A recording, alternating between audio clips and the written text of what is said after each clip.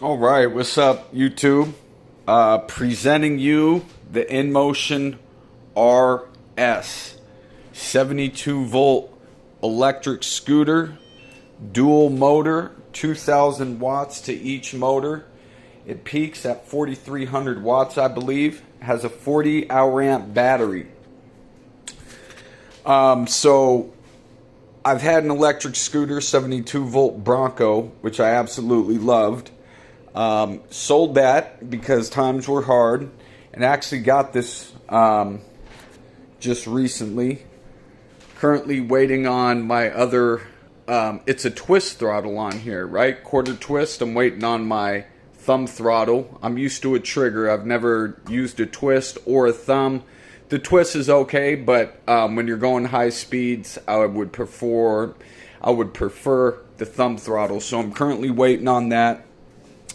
Man, this scooter's a beast, y'all. It is. I love this thing. I live where it rains a lot, so the reason why I opted for this, I was going for the Roadrunner RX-7. The reason why I opted for this is the body is IPX6 waterproof, and the battery itself is IPX7 waterproof, which is submergible. The connections on the scooter are completely waterproof connections. So I've already driven this. It's been raining since I've got it, and I've been driving this in the rain for the last 3 days, and it hasn't skipped a beat. Now, Ginger on Wheels did an unboxing teardown video, opened up the deck, and the way this thing is designed, it's just beautifully designed. Inmotion did an excellent job with the design. They took everything into consideration. They got holes on the bottom in case water comes in, and if water does come in, it's not going to hit parts that would affect the scooter. It's just built amazing. Now, you already know about this scooter. If you're looking at it, it has a completely adjustable stem here. I lowered mine down, as you can see, past the 5. You can lower it as much as you want, and when I stand on this thing, the handlebars are at my belly button, and that's how I wanted it. And I also raised the deck. Has 4 different suspension settings here, which I'll show you. So on the swing arm, you got 1, 2, 3, 4. The swing arm in front, it's on the highest setting, and the one on back is on the 3rd to highest setting there. So it's a little bit lower in the back. I do want to take it down to the lowest setting, but yeah, but the roads here, the potholes, and just the roads are dog shit. So even cornering on this, even at the high setting at speed, it's still really good, man. Like, this thing is a big scooter. It weighs, I think, 120 pounds, 21 pounds, and it's so nimble. And the maneuverability on this thing is just crazy for its size, man. And as you can see, the rake angle on that stem is what scooter, I mean, it's what it should be. There's zero stability. I've had 0 issues with stability at high speed. Even coming off the throttle or braking, I'm not getting any speed wobble whatsoever. I've heard people on the Telegram group and on Facebook, some have mentioned speed wobbles, and they've done a mod for it where they put rubber grommets in the damper here, which I went out and I bought the deal, but I don't even need it. Like, there's 0 stem wobble for me. I went with the Midnight Black from Voro Motors because it has a water rating. I don't know exactly what it is, but as you can see on the charge port covers here, you get some little cover, silicone rubber covers that go inside the battery, so it's completely sealed off. No water's getting in there while I'm riding. Yeah, man, if you're looking for a 72 volt scooter, and I was looking at the GTR, really wanted it. Deck is super high. It's meant for off-roading. It's a badass scooter. Has more power off the line. I think it might have a quicker top speed. I've already gotten this up to 66 on GPS. I think I could get it higher in summertime. It's like 41 degrees here. And I've gotten it up to 66 already. So I know I can get it faster. I weigh $150. I think in summertime on a full charge, it's going to be a non-issue.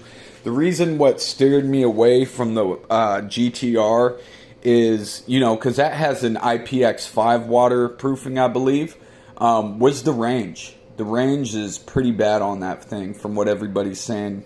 And even though it's only a 35 hour amp battery, it's the controller efficiency, or lack of efficiency, I should say. And the deck is just too damn high. You know, the Wolf King GT would be better for street riding. I like the fact that it has traction control. But this has a smart BMS. Has the app, links up, no problem. Also has this really cool feature, which I don't know. Okay, I don't have it on right now, but it's a locking feature. So I get off my scooter, pull open the app, hit the lock button. I can be disconnected from Bluetooth, walk away. Somebody tries to move it, it'll roll half an inch. The electronic brakes will come on both wheels. You can't push it at all. The horn will sound and the lights will flash. So let me give you a little demonstration of the horn here. I should probably turn it on first, huh? That would help. So go ahead and turn that on. Got it charging right now. Horn is super loud. There's no issue with reading this display in the sun. Zero issues whatsoever. I'm just loving this thing. The fact that I can ride it in rain is a huge plus for me. That's freaking awesome, man. Granted, I dry it when I get home, but that all scooters should come with an IPX6, IPX7 battery, minimum IPX6 water rating. They just did a phenomenal job on here. I am going to go through Alien Rides. I'm going to get their external battery pack, and I'm about to mount it right here, the 20 hour amp. So I'll be at a total of 60 hour amps. They got a harness that can connect to this. Already talked to Alien Rides. That's going to give me an extra 15, 20 miles of range, I think. Looking forward to that. But all in all, like, even people, you know, if you look at it from this angle, the handlebars, it's got a pretty big sweep back, I think it's called. Because I lowered the bars so much, it's a non-issue for me standing up. I can even get up front with my foot up here and another foot like here, and I'm fine, dude. I don't feel like I'm being pushed back whatsoever. I went with the Voro, like I said, Midnight Black. I love the yellow and black, but I wanted that extra water rating for peace of mind. And the Midnight Black is just sleek. It's sexy. This scooter in general, doesn't matter which one you get. It's just a badass looking scooter. Like, it just looks fast, right? And yeah, man, I'm super happy. I can't recommend this scooter enough. I can't wait for summertime. You know, it's been raining here nonstop, and you know, yesterday was pretty dry, and I took it for a ride without any rain for the first time, which was nice. But I'm looking forward to some warm weather. You know, I'm wearing safety gear. I broke a collarbone on the Bronco. To my own fault. I was riding without a light. My light got stolen. Somebody took it off at work. And I was taking it to work at 4 a.m. Long story short, hit an island, broke my collarbone, went flying into the middle of the street. Bronco's built like a beast. There was nothing wrong with it other than it landed upside down and I had to replace the deck. The stem was freaking rock solid. I think my Bronco's a little more powerful just because I would get on and just gun it full throttle trigger. That's how, you know, I'm a maniac when I get on this. I'm very similar to Andrew. But I'm really learning to just ride and cruise at an even pace, conserve battery, and just kind of enjoy the ride. You know, I want distance, and obviously if you're going full throttle everywhere, running through red lights and just acting a fool, you know, you're going to kill the battery life, and it's super dangerous. I'm a full-time single dad. I got no time to be dying, and I definitely can't, you know, my girl left me, so she's not going to be here to take care of me anymore. But yeah, this scooter's awesome, man. I love it. I have zero complaints. You know, I really do. I've had zero issues since I had it. I've put 100 miles on it in 3 days, and I'm loving it. I'm trying to ride it every chance I get. I'm going to ride it to work, which is 31 miles away. I'm going to keep it at about 30 miles an hour. I should be able to get there no problem. And yeah, charge it there, ride it back. they got this one route where it's pretty much all trail. But also the packaging on this, phenomenal. A+ from Inmotion. The packaging, your scooter's not going to get damaged.